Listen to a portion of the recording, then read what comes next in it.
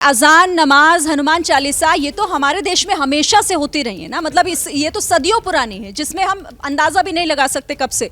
ये आज विवाद का विषय क्यों बन गई?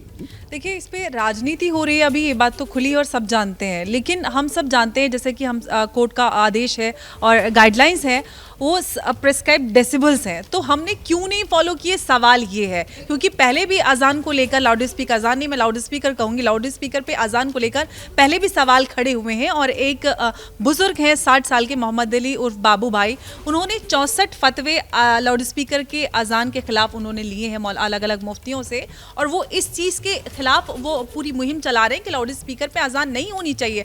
हमारा धर्म हमारे लिए होता है, रिलीजन बहुत पर्सनल चीज़ होती है। हम अपने मस्जिद में, घर में, मंदिर में कर सकते हैं, सड़कों पे नमाज नहीं पढ़ सकते। अब कल सहारनपुर में क्या हुआ, क्योंकि सड़कों पे नमाज नहीं पढ़ने दी गई, मस्जिद के अंदर नमाज हुई। सहारनपुर की जामा मस्जिद में नमाज के बाद बाहर सड़कों पर अल्लाह अकबर के नारे लगाए और बहुत नारेबाजी हुई। तो इस तरह की मानसिकता की लड़ाई है। सवाल धर्म का नहीं है, सवाल अजान का, हनुमान चालीसा का नहीं है। मैं गलत फहमी में नहीं हूँ, मैं सही बात करती हूँ, क्योंकि वहां पर मस्जिद के अंदर नमाज होगी और मस्जिद के अंदर ही नमाज होगी, जो इस देश का कानून है। और एक इंसानियत के नाते हमारे भी एक अपने कुछ फर्ज बनते हैं कि हम किसी को परेशान ना करें। किसी की इबादत कैसे हो सकती है किसी को परेशान करके? सड़कों पे ब्लॉक करके नमाज नहीं होती है। आप एक धार्मिक लीडर है, मैं झूठ नहीं बोल। आप एक मिनट, अच्छा आ रही हूँ, एक सेकंड। आप क्यों आए? एक मिनट, अलीमुद्दीन जी, ठीक है। अंबर ज़ैदी, एक सेकंड। अलीमुद्दीन जी किस बात? नहीं, आप धमकी दे रहे हैं अलीमुद्दीन जी। नहीं, ये गलत है। एक मिनट, अंबर ज़ैदी, एक सेकंड। नहीं, अलीमुद्दीन जी एक मिनट, मुझे बात बताइए। अंबर ज़ैदी एक मिनट। अंबर ज़ैदी 2 मिनट रुकिए। मैं पूछती हूँ, मैं सवाल पूछ रही हूँ। एक मिनट।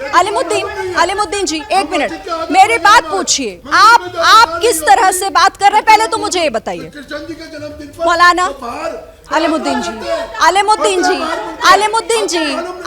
जी, आप किस तरह से बात कर रहे हैं? एक मिनट, अंबर ज़ैदी, आप इतने गुस्से में क्यों हैं, पहले मुझे बताइए। यही तो गलत है ना। यहाँ सब धर्मगुरु हैं, यहाँ सब धर्मगुरु हैं। आप आराम से अपनी अब वो ठीक है, देखिए मेरी बात सुनिए।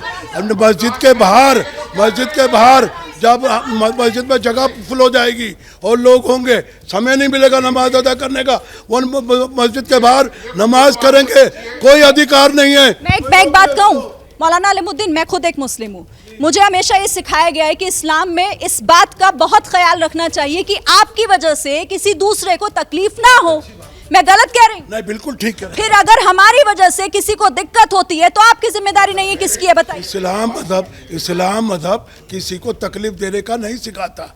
हो रही है ना, लेकिन मेरी बात सुनिए, जो रास्ता नहीं है, जहाँ मस्जिद के बाहर 2-3 सफ़े अगर ईद की नमाज में, वो भी केवल ईद की नमाज में, जो साल में एक इंतज़ाम होता है कि मस्जिद के बाहर जो है जगह करती है, और दिल्ली एडमिनिस्ट्रेशन और हमारे सेंट्रल गवर्नमेंट, उसका तरीका हो सकता है। ऐसे आप धमकाएंगे नहीं ना, आप ही के साथी हैं। एक मिनट। देखिए, सबसे पहले यहाँ बहुत सारे छात्र हैं सामने बैठे हुए, इस आपको ख्याल रखना, ये भारत के भविष्य हैं जो सामने बैठे हैं।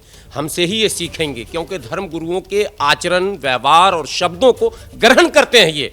अगर हमारा व्यवहार इस राष्ट्रीय चैनल पर इस तरह का होगा कि हम समस्या की समाधान की ओर एक कदम भी बढ़ने को तैयार नहीं है। आडंबर की बात आई, आपने देखा बहस भी हो गई। सच्चाई को तस्लीम करना यह भी इस्लाम का एक पैगाम है। सच बोलना, सच सुनना, सच समझना। मैं कहता हूं सिर्फ अजान पे लाउड स्पीकर नहीं, अभी रमजान है, लोग पता नहीं कैसे भूल जाते हैं। मैं जिस गांव से आता हूं, मैं वहीं की बात कर लेता हूं। 1-1 घंटे तक क्या माइक में सेहरी में जगाया जा रहा। आप एक मिनट सर, एक बार आप कहते हैं कि इस्लाम ने कहा है कि पड़ोसी को आपके किर्त से दुख न हो, आप उसका ख्याल कीजिए। आप कह भी रहे हैं, स्वीकार भी रहे हैं, और फिर आप अपने क्रियाकलाप से यह संदेश दे रहे हैं कि हम दुख देंगे।